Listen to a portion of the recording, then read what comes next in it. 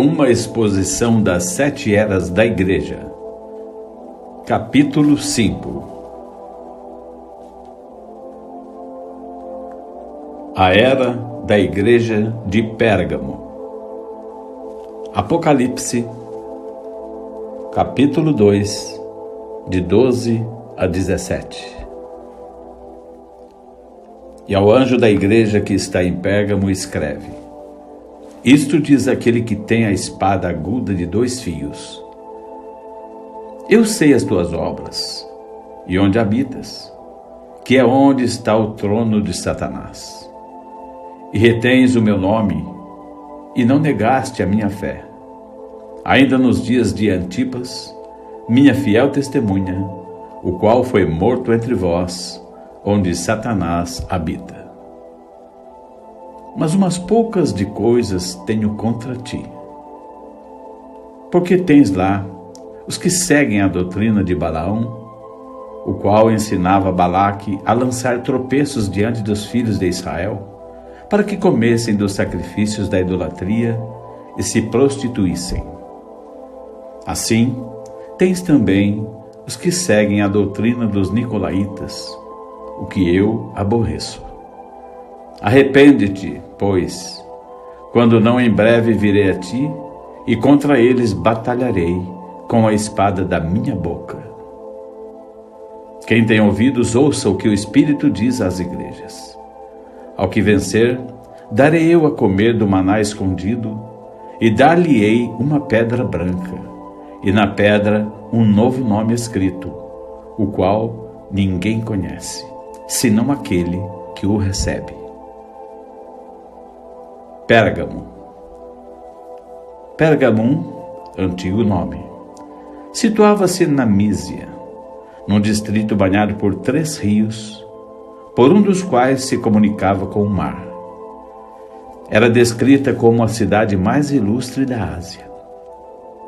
Era uma cidade de cultura, com uma biblioteca somente superada pela de Alexandria. Todavia, era uma cidade de grande pecado, dada a ritos licenciosos de adoração a Esculápio, a quem adoravam na forma de uma serpente viva, que era abrigada e alimentada no templo. Nesta bela cidade de bosques irrigados, passeios e parques públicos, vivia um pequeno grupo de crentes dedicados que não eram enganados pela aparência superficial de beleza e abominavam a adoração satânica que enchia o lugar. A Era de Pérgamo durou quase 300 anos, de 312 até 606 DC. O mensageiro. Usando nossa regra dada por Deus para escolher o mensageiro para cada era, isto é, nós escolhemos aquele cujo ministério se aproxime mais ao ministério do primeiro mensageiro, Paulo. Sem hesitação, declaramos ser Martim o mensageiro para Pérgamo. Martim nasceu na Hungria em 315. Entretanto, toda sua vida de trabalho foi na França, onde trabalhou em Tours e arredores como bispo. Ele morreu em 399. Este grande santo foi tio de outro cristão maravilhoso, São Patrício da Irlanda. Martim converteu-se a Cristo quando seguia a carreira como soldado profissional. Foi quando ainda estava engajado nesta ocupação que ocorreu um milagre deveras extraordinário. A história registra que um mendigo jazia doente nas ruas da cidade para onde Martim fora designado. O frio do inverno era mais do que ele podia suportar, porque estava pobremente vestido. Ninguém dava nenhuma atenção às suas necessidades, até que Martim se aproximou. Vendo a situação difícil deste pobre homem, mas não tendo uma veste extra, tirou o seu manto externo, cortou-o em 2 com sua espada e envolveu o pano em torno do homem congelado. Ele cuidou dele o melhor que podia e continuou seu caminho. Aquela noite, o Senhor Jesus apareceu a ele numa visão. Ali estava ele, como um mendigo envolto na metade do manto de Martim. Ele lhe falou e disse: Martim, embora ele seja somente um catecúmeno, vestiu-me com esta veste. Daquele tempo em diante, Martim procurou servir ao Senhor de todo o seu coração. Sua vida tornou-se uma série de milagres manifestando o poder de Deus. Após ter deixado o exército e tendo se tornado um líder na igreja, ele tomou uma posição bem militante contra a idolatria. Ele derrubou os bosques, quebrou as imagens e demoliu os altares. Quando confrontado pelos pagãos por causa de suas obras, ele os desafiava da mesma maneira que Elias fez com os profetas de Baal. Ele se ofereceu para ser amarrado a uma árvore, do lado inferior desta, de forma que, quando fosse derrubada, ela o esmagaria, a menos que Deus interviesse e virasse a árvore ao contrário enquanto caísse.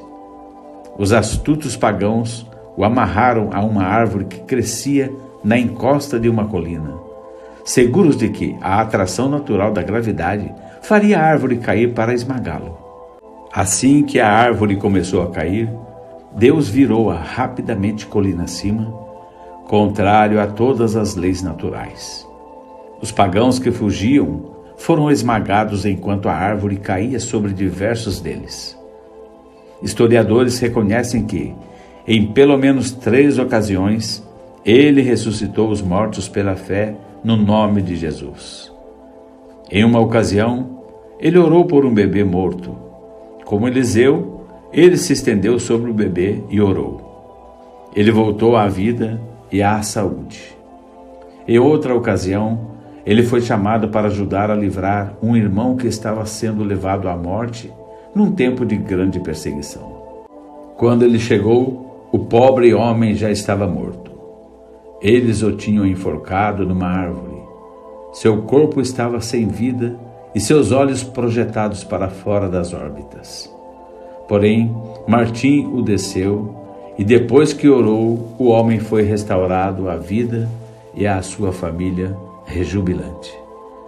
Martim nunca temeu o inimigo, não importando quem fosse. Assim, ele foi pessoalmente fazer frente a um imperador ímpio que era responsável pela morte de muitos santos, cheios do Espírito Santo. O imperador não lhe concedia uma audiência. Então, Martim foi ver um amigo do imperador, um certo Damasus, um bispo cruel de Roma. Mas o bispo, sendo um cristão nominal da falsa vinha, não intercedeu.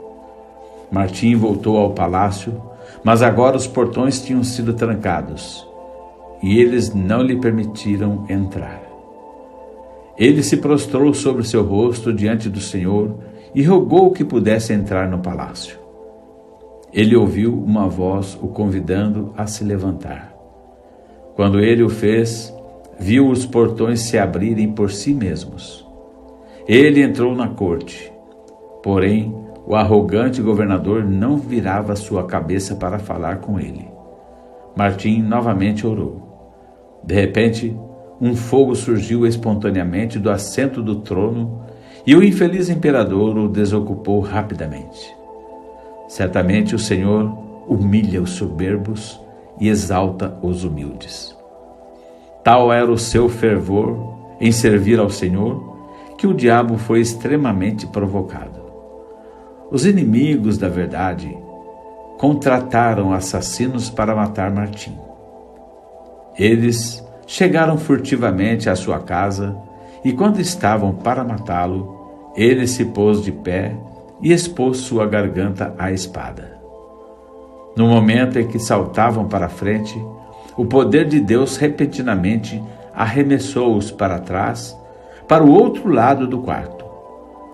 Tão vencidos ficaram naquela santa e temível atmosfera que eles rastejaram sobre suas mãos e joelhos e imploraram perdão pelo atentado contra sua vida.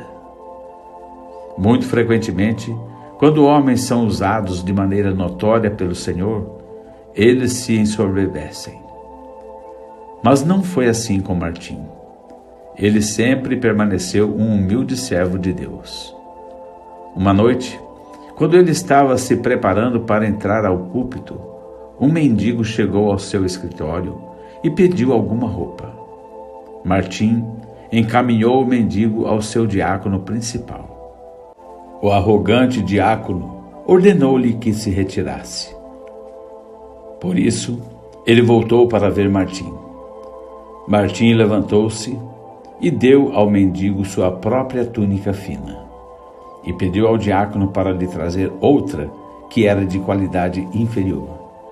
Aquela noite, enquanto Martim pregava a palavra, o rebanho de Deus viu um suave brilho de luz branca ao redor de sua pessoa.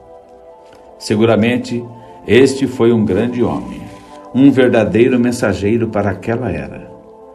Nunca desejoso de nada, a não ser agradar a Deus, ele viveu uma vida extremamente consagrada. Nunca podia ser induzido a pregar até que tivesse primeiro orado e estivesse numa tal disposição espiritual para conhecer e entregar todo o conselho de Deus enviado do céu pelo Espírito Santo. Muitas vezes, ele deixava as pessoas esperando enquanto orava para obter plena segurança. Só de saber a respeito de Martim e seu poderoso ministério, poderia fazer alguém pensar que a perseguição aos santos diminuíra. Não foi assim. Eles ainda estavam sendo destruídos pelo diabo por intermédio dos maus. Eles eram queimados no poste. Eram pregados em toras de bruços e cães selvagens eram soltos sobre eles, de maneira que os cães arrancavam a carne e as entranhas, deixando as vítimas morrerem em terrível tortura. Bebês eram tirados com violência de mães grávidas e lançados aos porcos. Os seios das mulheres eram cortados e elas eram forçadas a permanecer de pé, enquanto cada batida do coração fazia o sangue jorrar até que sucumbiam. E a tragédia fica ainda maior ao se pensar a respeito, quando a gente se dá conta que isto não era obra exclusiva de pagãos, mas muitas vezes era causada pelos assim chamados cristãos que achavam que faziam um favor a Deus em exterminar estes leais soldados da cruz que defendiam a palavra e a obediência ao Espírito Santo. João 16:2 Expulsar-vos-ão das sinagogas. Vem mesmo a hora em que qualquer que vos matar, cuidará fazer um serviço a Deus. Mateus 24:9 Então vos hão de entregar para serdes atormentados e matar-vos-ão, e sereis odiados de todas as gentes, por causa do meu nome. Pelos sinais e prodígios, pelo poder do Espírito, Martim foi verdadeiramente vindicado como mensageiro para essa era. Mas ele não apenas foi adotado como um grande ministério. Ele próprio foi sempre fiel à palavra de Deus. Ele combateu a organização. Ele opôs resistência ao pecado nos lugares altos. Ele defendeu a verdade com palavras e atos e viveu toda uma vida de vitória cristã. Um biógrafo escreveu a respeito dele assim: ninguém jamais o viu irado, ou perturbado, ou se entristecendo, ou rindo. Ele era sempre o mesmo, e parecia algo além do mortal, mostrando em seu semblante uma espécie de gozo celestial. Nunca havia em seus lábios nada além de Cristo. Nunca havia em seu coração nada além de piedade, paz e compaixão. Frequentemente chorava até pelos pecados dos seus detratores, os quais, quando ele estava quieto e ausente, o atacavam com lábios de víbora e línguas peçonhentas. Muitos o odiavam pelas virtudes que eles próprios não possuíam e não podiam imitar. E ai, os seus mais implacáveis atacantes eram bispos. Fim da página 138.